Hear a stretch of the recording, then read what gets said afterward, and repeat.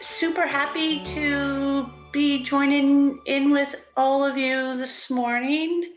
Um, as Jane mentioned, I live just north along the beach in the Comox Valley and have had the pleasure of working with folks in the Oceanside community for lots of years now. So really applaud your ongoing commitment to supporting young children and their families.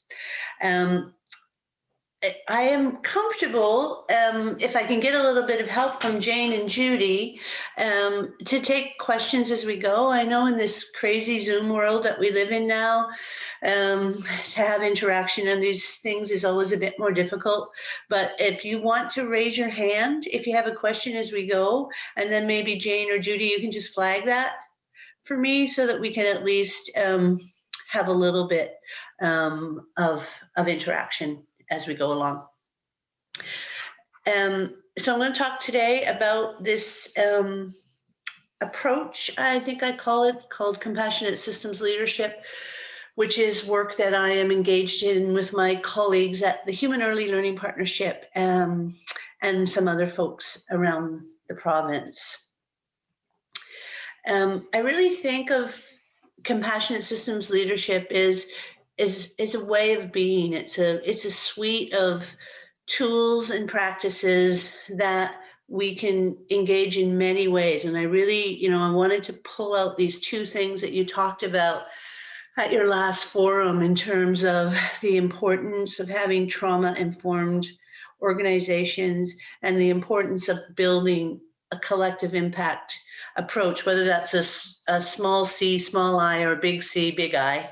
The clear message in the report that I read that people wanted to collaborate differently, more, etc. And so what I'm going to introduce you to today in terms of Compassionate Systems Leadership is some tools and practices that I think will facilitate that kind of broader collaboration and also have the potential to lead to more trauma-informed organizations. Really want to make the point that I don't see Compassionate Systems Leadership as kind of the next shiny bauble, next big thing. There's a joke that, while we have this hour-long meeting, 40 new books on leadership will be written. And we really don't want to, sort of carve off territory that is specifically about compassionate systems leadership, but just to reemphasize that it can be integrated in multiple contexts. Don't tell them, but I use all kinds of the tools and practices with my husband, with my adult children, and obviously in the context of where I work. It really is just building a different way of being in the world. Wanted to say a little bit about this notion of trauma-informed organizations, because I know that was something that emerged for all of you.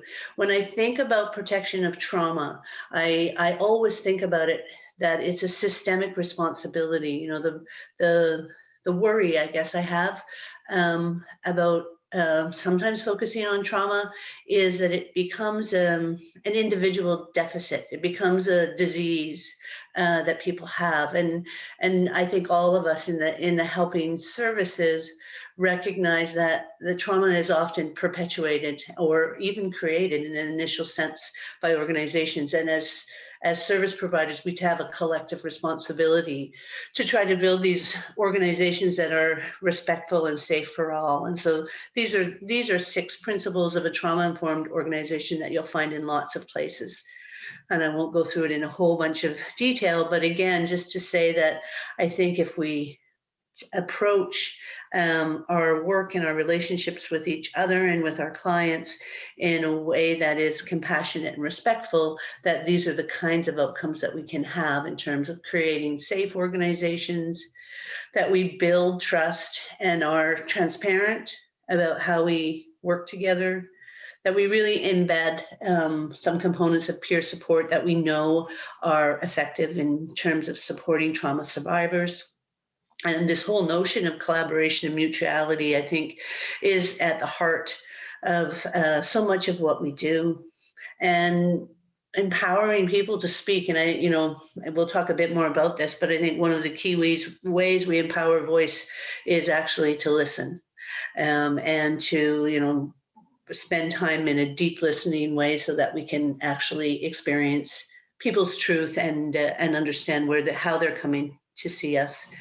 And then really recognizing and acknowledging cultural and gender issues, the legacy of colonization, in a way that um, um, asks us to confront our own biases and our own experiences in respect to that. So these are some of the things that are commonly held as principles of a trauma-informed organization.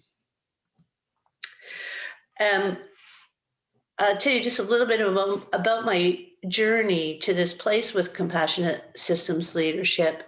I've worked in the early childhood world for a lot of years now, and I can actually remember I had a contract with the Ministry of Children and Family Development, which of course it wasn't called that then. In the early 90s, and that was when the original brain science, the importance of early brain science started to come out. And some of you might remember there were some really well lauded covers of Time magazine. Did we actually know how much babies' brains were developing in the first years of life and all of those kinds of things? And at that time, I became a real zealot for the importance of the early years. I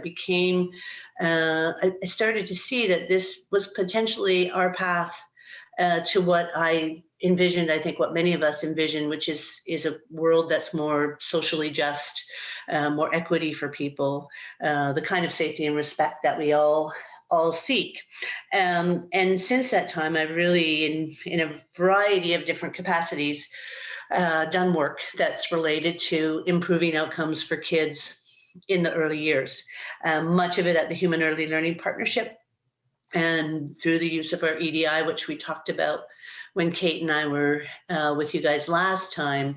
What we have seen is that things have actually gotten worse. So we've been doing the EDI work in particular for about 20 years now, and across the province, really without exception, the outcomes for young children have been worsening, particularly in the social emotional domains, or the kinds of things that we measure that might be precursors to later mental health issues for young children. So after all these years of doing this work, and admittedly being in the twilight of my career, really saying, what, we're kind of missing something here. We're the people and communities that are working hard, building programs, but still we're going in the wrong direction. And so it really took a few of us at help to say, is there a different way that we can approach really building a system that better supports young children and their families? And this is where we came to compassionate systems leadership, recognizing that our system around early childhood in BC at the moment looks a little bit like this. It's a very fragmented system. There's lots of funders, there's lots of service providers, and we came to start to think about that if we put new programs in place, all we're actually doing is adding another dot to what we talk about. This is the chaos map. All we're really doing is adding another dot to the chaos map. And so what can we do to actually weave the connections between all of these things, and recognizing that what is the strongest asset in all of these dots or all of those boxes is the people, is the humans that work in them. And so it's really about building our humanity as a first step towards building this system. So I'm going to introduce you and talk about water ski. I will say that we typically do these compassionate systems leadership trainings. I mean, we have done some as short as 4 days. We usually do 6 days. So if we're going to do it in a fulsome way. So what you guys are going to get today is really just a little appetizer about some of the tools, some of the foundational pieces of it. And, you know, potentially if there's interest, we can talk about it further, but just wanted to give you a little bit of flavor of what this work is.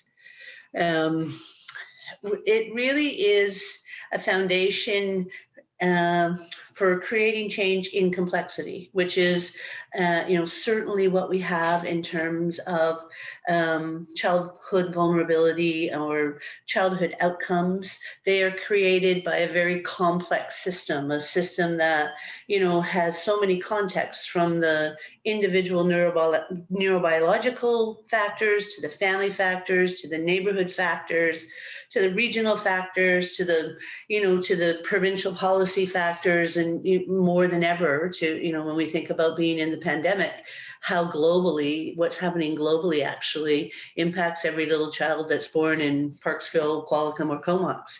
And so impacting on those outcomes becomes a very complex thing. And so compassionate systems is really designed for that.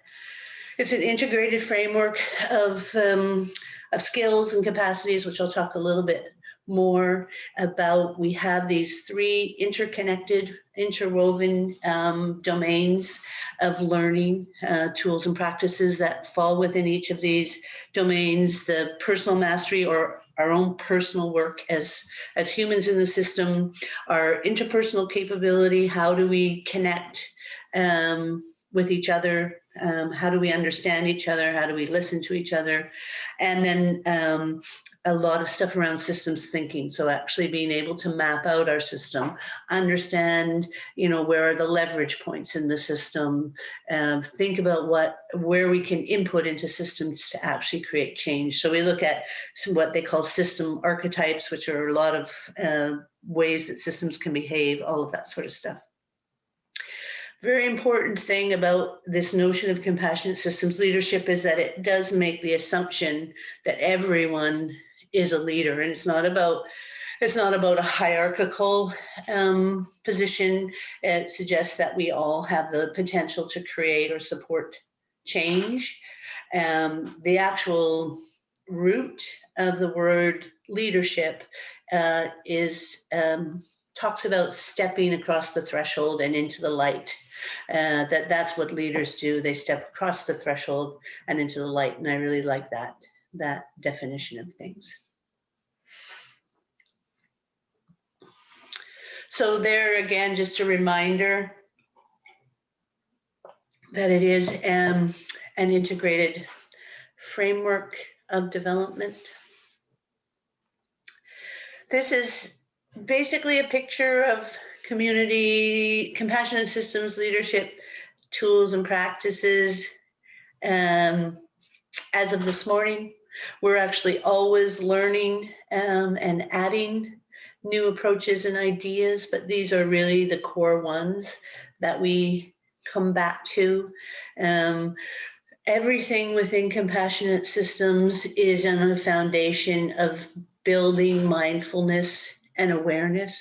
So whether it is self-awareness, awareness of our environment and the impact of things, a somatic or body awareness of the kinds of things that are happening in our context, and an awareness of the system. There's a phrase that systems thinking is always seeing the world in motion.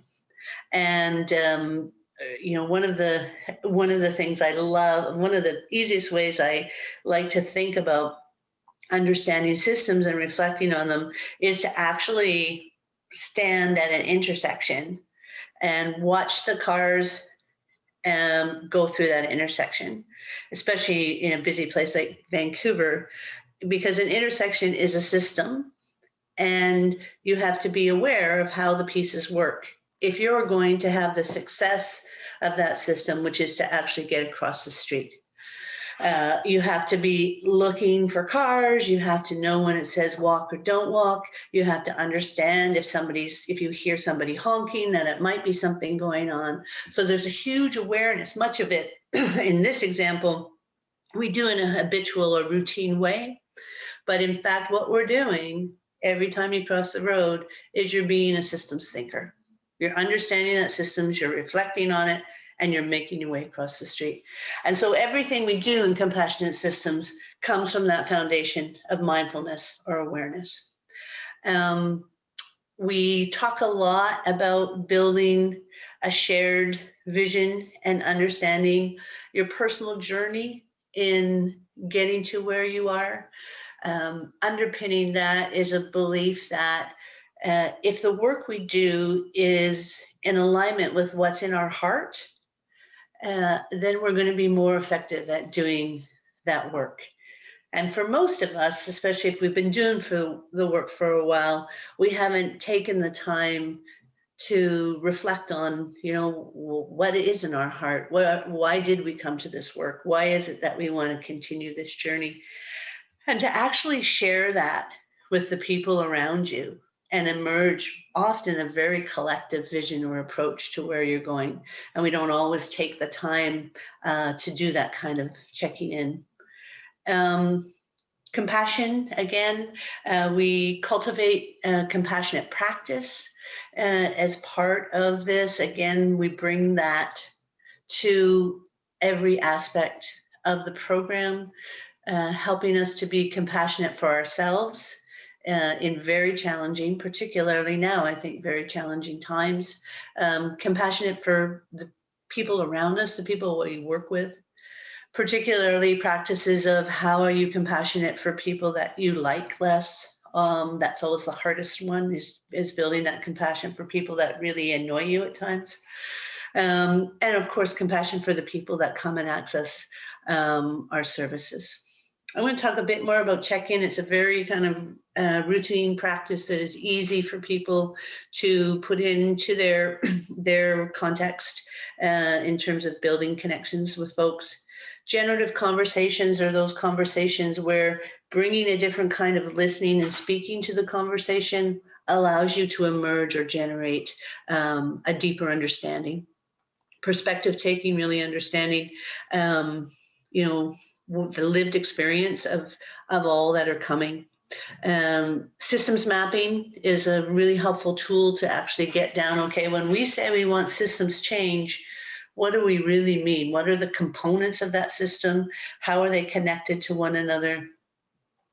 The systems iceberg is going to be a tool that we'll spend probably the most amount of time on today, so I'll just leave that for now. But the iceberg is a very common systemic metaphor. If you know anything about icebergs, 10% of an iceberg is above the water, but actually the 90% of it that is below the water, how it's shaped by the temperature, the currents, actually forms what you see above the water. And so it's just a reminder that if we're wanting to create change, we have to go below the water, and we all too often sort of stay at the tip of that iceberg. But as I say, we'll talk a bit more about it.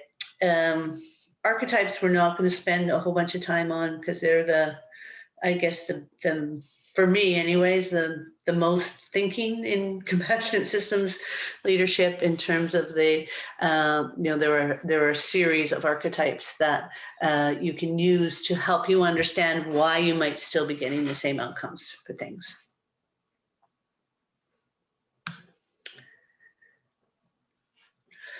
I really think that at this point in our world, that compassionate systems leadership can be an effective approach for folks. One of the key things that it does is it creates space for people to have whatever range of emotions and or uncertainties that they might have. And I think for all of us in this time, there is clearly that range of emotions and uncertainties, and certainly that will be the case for the folks who come and access our services. Again, we've talked about that we can use these tools and practices whether you're working in a classroom, a nonprofit organization, a food bank, any of those places. It really comes from a foundation of compassion for ourselves and others, which we really need. And I think that, with my rose-colored glasses on, that the huge disruption that we've had from COVID provides us a positive permission to do things differently. So some of the things in compassionate systems leadership, like starting out meetings with meditation, taking time to check in with each other as humans, which often in our busy, crazy world we've never allowed or given permission for. I think somehow in COVID, the amount of disruption potentially gives us that permission to behave in different ways, which I actually think is a really good thing. I'm going to stop talking just for a minute and see if there are any questions or comments.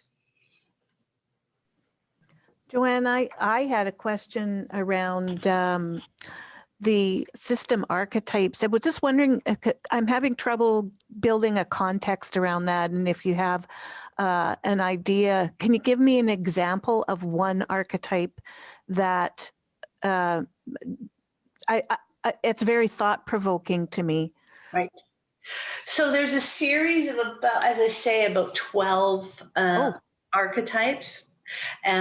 One of the most common ones, and I think one of the ones that we see really a lot in the helping professionals is what they call shifting the burden.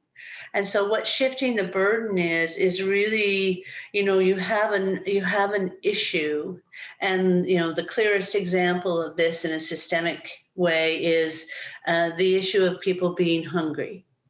So you have an issue, that there is a fundamental solution to that problem, and the fundamental solution is a complex one. It involves providing people with adequate money to purchase the food they need, and it also involves having a system of food that allows access.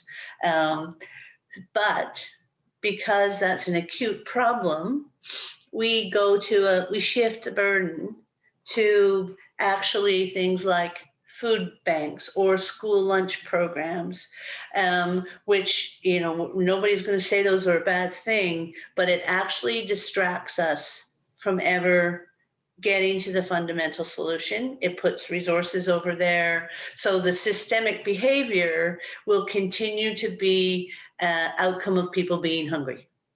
We'll never fix that because we haven't gone to the fundamental solution. So that's shifting the burden. Shifting the burden applies, I think, personally for all of us. If we have kids, well, maybe I shouldn't say all of us. Maybe you guys are not like me. But sometimes if you have a child that has an issue, I'll use my granddaughter as an example. Sometimes, it takes her forever to put her coat on. It takes her, she's 2.5, takes her like forever. And so what I will do sometimes, I try not to, is put her coat on for her. That's shifting the burden. Because if I keep putting her coat on for her, she's never going to learn how to do it herself. So the outcome of that system is that she never learns how to put on her coat. She actually does know how to put her coat on, but we will often do that for our children because we don't like to see them suffer. And so we'll try to do a quick fix for them. So that's just one example. The information about the archetypes, 2 places that I would recommend you go for that. One is a great website called systemsthinker.com, where there's all kinds of information about that. And also, if you go to a book called The Fifth Discipline, it's written by a guy by the name of Peter Senge, S-E-N-G-E. Some of you might know that book. It's quite well known. Peter also talks about archetypes. Thank you, Joanne. No worry. Any other questions? It looks like, no, that there isn't. Just comments on how it's very interesting and loves the principles. And Right. I guess the question is, would we be getting access to this slide presentation? Yes, I certainly can give you access to the slide presentation, and I'll also show at the end of the presentation, we have a website where you can go and draw on all of the tools and resources for compassionate systems as well. Wonderful. Thank you. You're welcome. So again, just this notion around mindfulness and the practice of mindfulness as a foundation to all of this. And if there is a message that can be a takeaway for everyone today, it is the importance of creating time for that. I love this quote from Jon Kabat-Zinn, that mindfulness is paying attention on purpose in the present moment, non-judgmentally, as if your life depended on it, because sometimes it does. We talk about a lot of personal practices, and I thought it would be great just in each of us as individuals to take, let's say, 3 minutes now with a piece of paper or a notebook that you have to just reflect on any mindful practice that you have as a part of your life. It might be meditation, it might be yoga, it might be journaling, it might be just sitting and breathing, it might be going to the beach for a walk, those kinds of things. But just take 3 minutes to yourself. Do you have a mindful practice as part of your life? Are you experiencing any challenges to build that as a regular practice? What are the conditions that help you do it, or what gets in the way? And just reflect a little bit on how you think that practice might be able to support the way you're working towards systemic change. So I'll turn off my camera for 3 minutes. You guys turn off yours if you like, and then we will just get back together in 3 minutes. Does anybody want to share any of their reflection? Completely if you want to, no pressure. I can start. Great. So I have a couple different jobs within the organization I work at, and one of them is to work on some physical literacy initiatives in the community. But my background in education is in sports psychology, and so I'm a mental performance consultant at Pacific Sport and also at a few other centers on the island. And so I work with athletes and coaches on giving them mental skills to apply to in their sport. And mindfulness is definitely one that we work on, because I mean, as an athlete, like your attention is like your ultimate currency, your level of focus, your ultimate currency of what you want to try and bring about in your performance, and kind of getting away from being a results orientated, but really focusing on how you do things. And mindfulness is a tool to really use an analogy to strengthen your mind in a workout. So if you're going to go to the gym and do a workout, upper body, lower body, you know what exercises you're doing, and you know the impact that's going to have on your body. And when you practice mindfulness, you're actually doing a workout for your brain that brings about, strengthens areas, essentially strengthens connections. You mentioned Jon Kabat-Zinn. His research is, well, it was like kind of like revolutionary in terms of how we study the brain and the impact that mindfulness has on areas that increase compassion, perspective of yourself, on task focus. And so in terms of my own mindfulness practice, actually, one sec, what I have is this software is called HeartMath. It's a heart rate variability monitor, and it provides some feedback that just kind of gets you focused on your breath, and some objective feedback that uses some science, I guess, to kind of indirectly provide you some understanding of how effective your mindfulness practice can be. And so it's a heart rate monitor or variability monitor that just goes on your finger or on your earlobe, I should say. And so it just measures kind of like the little, I don't have to kind of go into heart rate variability, but it's something that like is effective in kind of just getting you to focus on your breath and get your heart rate down to a rhythm that really activates your parasympathetic system in your body, your rest and digest, which is like your counter to your fight or flight. Wow. And so something that I try and use, I don't use it every day or anything like that, but it's a good tool and it's fairly affordable and something I use with athletes. So it's kind of an indirect way of, I guess, working on mindfulness. It's some bit of technology that is super helpful in helping you set your goals for it. It's called HeartMath. I'll just put the link to it in the chat. Fantastic. Thank you so much. You know, when you made the comment about, you know, for people who are professional athletes, this idea that, you know, attention is their currency. I think that's true for all of us, no matter what our job is. Yeah. That our peak performance, no matter what our job is going to be achieved through some, you know, attention and intention. And you know, I often say when people are talking about how they create time and space for this, is I really think it's part of everybody's work. And you know that you should advocate that at the beginning of each day and the end of each workday, while you're being paid, you should be able to sit and meditate or write or whatever, because it actually will improve your performance no matter what your role is. So Thanks so much for sharing. That's fascinating. I'm keen to go and get that now. Anybody else want to share a bit? I have one that I'd like to share. I do try to do a little bit of meditation before I start work in the morning. But one thing that I found on weekends that I really love doing is beach walk. But what I do is I look for sea glass. And I love to invite someone that hasn't done it with me, because at first you see nothing or you see everything. You see millions of shells and rocks. But when you start paying attention to the colors of the rocks, just the way the sun shines, and then all of a sudden you start getting all this sea glass, you can just, you know, get rewarded, and it really comes all at once, it seems. So I think it's just that mindfulness of being able to concentrate on what you see. I enjoy it. Thank you very much for sharing that, Helene. Appreciate that. I have one that I'll share. I'm not sure. I guess it would be mindfulness. We got the idea from Brene Brown, but my husband and I both have jobs that involve a lot of interacting with people. And for me, I'm actually an introvert, so that sucks up my energy, and he's an extrovert, but he has a very high stress job.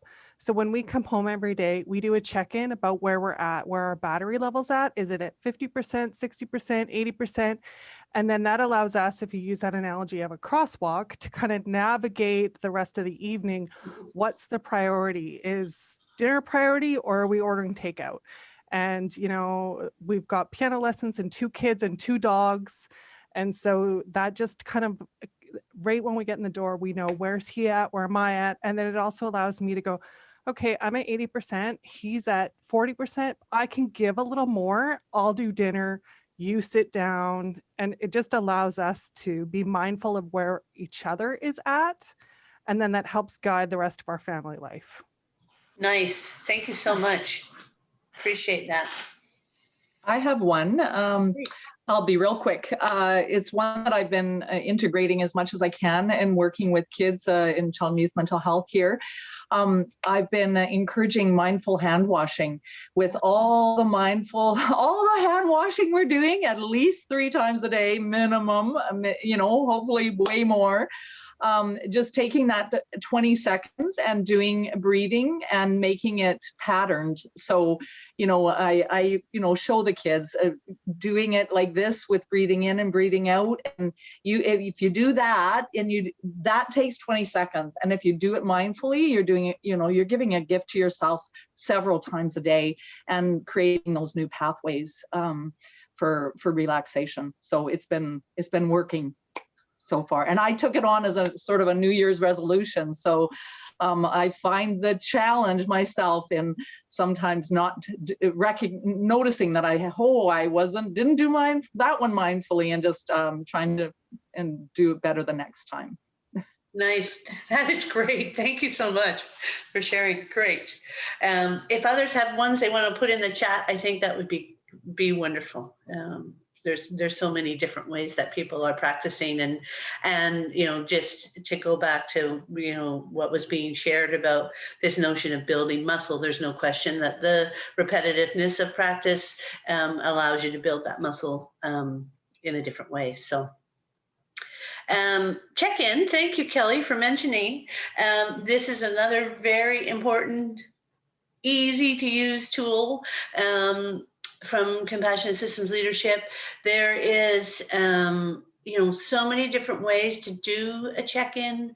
What I think of as briefer ways, so similar to what you're describing, Kelly, in terms of the how full is my battery? People sometimes say, what's my weather from 1 to 10, those kinds of quicker check-ins.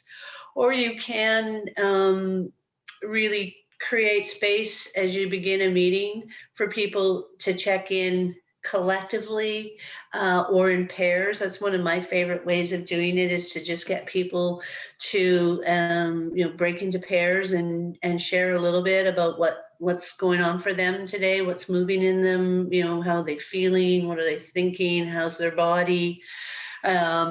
Just 10 minutes or so at the beginning of a meeting to check in with each other and to hear how each other are doing. Check in, like I think a lot of the tools in Compassionate Systems Leadership certainly align in some ways with what I have been lucky to experience as Indigenous ways of being. The notion that you're in a circle and you share and people just listen to you until you feel like you've shared what you want to share, and then you can move on to another person. And so I think there's tremendous power in that. And again, it's just such a very easy, it's such an easy thing to do. And sometimes there'll be pushback from people that, we've got such a full agenda. We don't have time for that sort of thing. This is an agenda item. It's as important an agenda item as any sort of new policy or program development. So really trying to use the words of Margaret Wheatley, who I'm sure lots of you know her work either, as well as to be a bit of a warrior for these things in terms of creating the kinds of space that we need for that to happen. Okay, I'm going to keep moving. The next tool I'm going to just reference, not that one, that's related, is something called the ladder of inference. This is one of my favorite tools. And I actually have this picture that you're seeing now. I have it on my desk. And just to remind me about how my ladder of inference can work, and particularly because I work at a research institute where sometimes people say, if you talk about data, then that's sort of a fact. But in reality, even data like the early development instrument, it lands on each of us in a different way, and we interpret it in a different way. And so this notion that, facts are not facts, it's what we select and how we interpret.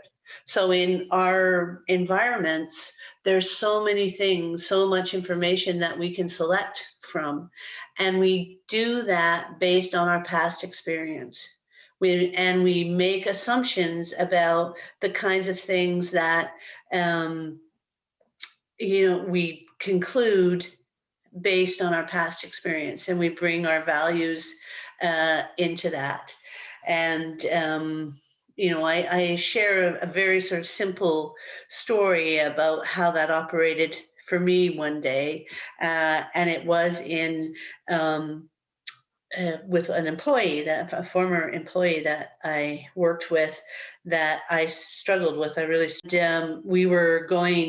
had an all-day staff retreat that we were going to, and the staff was supposed to be there at 9 o'clock or whatever time it was, and I was coming a bit later, 9:15 or something. For some reason I had an early meeting or something. Anyways, as I was going at 9:15, she was on the Ryan Road Hill along with me, which is a street in Courtney, and I'm fuming. I'm like, she doesn't care about this job. She's going to be late. It's just so typical for her to be late. And so the whole way I'm driving to where I'm going, I'm just fuming at her. Anyways, we arrive it was actually at the golf course. We arrive at the golf course at the same time. And she gets out of her car and is so teary and upset about the challenges that she'd had with her toddler that morning and getting him to daycare. And I just felt terrible because here I had all of these biases that had jumped in my way before I actually knew. And it was just like, oh, she doesn't care. She's neglecting. She doesn't want to be on time. So we all do that. We all have these little ladders in our brain that we can run up very quickly. Happens hundreds and hundreds of times a day as we select what's in our environment and make conclusions, often that just affirm what we already think and believe. So it's just, again, thinking about the ladder of inference is really thinking about self-awareness, and one of the ways I try to use it is, like so many of these tools, when you're going into conversations or meetings where you think you might get triggered by someone that you like less, someone that's given you, some challenges in the past, is to just sit for a minute and reflect on where you're at, what's going on for you around that, and just bring it into your awareness in a way that can be helpful. So that's a ladder of inference. Again, I can give you lots more information about how that works.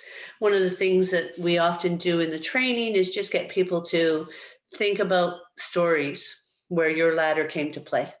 Take a minute to just reflect on, hey, I really missed that situation and brought my biases ahead of what was actually happening and wasn't really listening. I always put this slide in. It's one of my favorites because it was when I really I didn't think about it as the ladder of inference in those days, but quite a few years ago, I was giving a presentation on the early development instrument up in Nelson, and in the early days of that work, the Kootenays generally was the area of the province that had less vulnerability. And so I can remember presenting these results and all these people in the audience getting up and talking about how that was something that made perfect sense to them because there were so many marijuana growers in the Kootenays. This was long before marijuana was legal, and they had lots of money. And so lots of money leads to good children's development. And so, which it could have been true, but it was certainly based on their biases that, number one, marijuana growing was good for their economy. So we used to always laugh about this one at HELP, is that, it was just such a reminder to us that when we give out data, information about kids' outcomes, people bring their own interpretation. And they use the data in so many different ways. So even though it's presented as research and fact, it doesn't really have any value until people bring it into their context and add their own meanings to it. So I don't know that marijuana cultivation is good for children's development, but it's probably for another day. Okay, we're going to move on to really starting to think together so those, just I'll take a breath for a minute. Those tools were really, clearly more in the sort of personal and interpersonal domains of learning for compassionate systems leadership. Lots of them, as you know, you can see, based on cultivating compassion and awareness. And as I said, you'll be able to see on the website that there's lots of other things in terms of approaches to mindful speaking and listening, building generative conversations. So I think one of the beauties of compassionate systems leadership is you can kind of pull on ones that make sense to you and that you think will land in your context. And they don't have to be linear. They don't build on one another. It's just trying out those things that seem to make sense and resonate with you. And then we're going to talk generally about what do you want to grow in your early childhood system in the Oceanside community, and going back to this notion of the systems iceberg. These were the three things that when I looked at the report that came from your first forum were really stood out as the things that you wanted to grow. This notion of collaboration and coordination, really working together differently. The accessibility of services, there were lots of references across the pillars to, barriers to access for families and those kinds of things. So a real intent to make services more accessible and reach out to people. And then this whole notion of having a system that is more trauma-informed and protects people from either re-traumatization or initial traumatization. Just want to throw out an idea for people to think about as we move to this notion of what do we want to grow.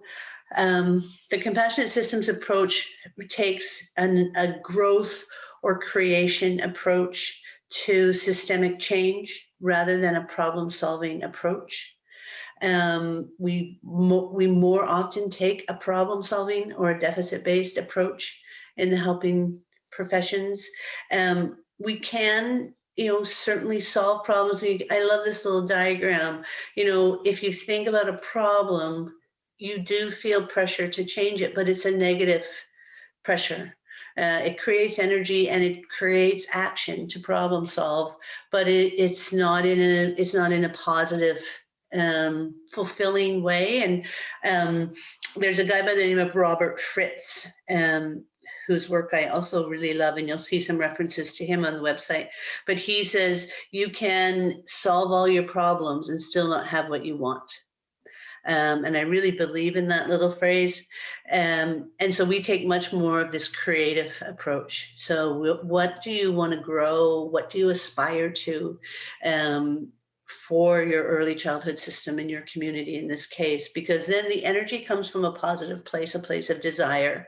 And you take action, but it comes from that much more positive place. So when I think about how we're going to use the iceberg, I'm going to give you the option of thinking about it either as a problem or as a growing thing. But I really find that overall it's more fulfilling, I guess, to take that creative approach.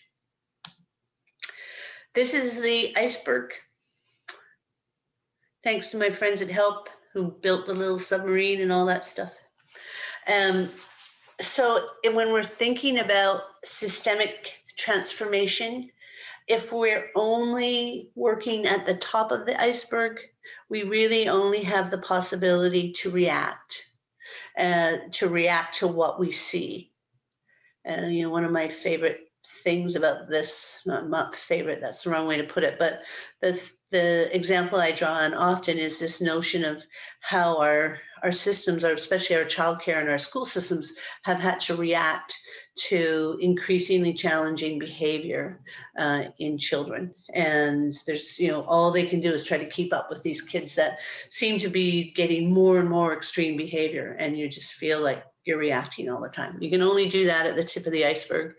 If you go to the next level, you can anticipate a little bit. If you go to the next level, I'm going to give you guys some more detail on all of these. That's where you redesign or co-design a new system. And if you can get down to the bottom level of the iceberg, it's really a place of more, I guess, transformation. And knowing that all of these things aren't entirely linear, they're really circular. And I love the iceberg metaphor because it suggests that you can actually kind of float around on all of those levels. So when you're focusing on symptoms, when you're focusing on disease, that is when you get into this continual circle of reacting and symptom. We talked a little bit about it with the food bank and hunger example. There's all kinds of examples of how we get into that place of reaction. It's not all bad. I mean, you know, given the food bank example, you know, sometimes we have to act. We don't want people to go hungry, or our huge addiction issues and deaths that we have in BC right now. We do have to react to the symptom, but we have to be alert that sometimes if we continue only to react, the symptoms will only increase and they will never really improve. So the second level, which is really about this notion of anticipating patterns and trends, thinking about those trends can allow us to sort of forecast and potentially forestall challenges. So if I go back to the example of the challenging behavior in children, I think those of you who are in the child serving system would be able to look back over the last 10 years and say, you know what, we've had a continual upward trend of kids having different kinds of challenges, whether they're speech delays or mental health issues or you know, all the kinds of things that are demanding our system, placing demands on our system. That pattern and trend is probably going to continue. So we need to think about how we forecast so that we can forestall and anticipate some of those challenges ahead of time. So that's the second level of the iceberg. Down to the next level is really about the design. And the design is where we probably are going to spend the most time in systemic transformation, because it's really about what we call structures and processes, and how structures and processes contribute to the outcome of the system. The system, every system in the world is designed to get exactly the outcomes that it's getting. So if we have a system that is getting us the outcome that around 30% of children are vulnerable in British Columbia, our system is actually perpetuating that outcome. It's designed to get that outcome, not with any malintent, but that's how it's contributing. So if we're going to change those outcomes, we actually have to get down to looking at the structures and processes. These are all of the things that structures and processes are, the things that most of us are familiar with in working in organizations: rules, norms, policies, power structures, cultural rules, sometimes, you know, the informal ways of work that have been embedded and institutionalized. You know, one of the biggest ones for, I think, in terms of many of our child serving systems and people who access them, is there is an implicit and sometimes explicit power hierarchy between the people who are providing services and the people who are receiving them. And raising that, being aware of that, thinking about ways that that can be mitigated can lead to a redesign of the system.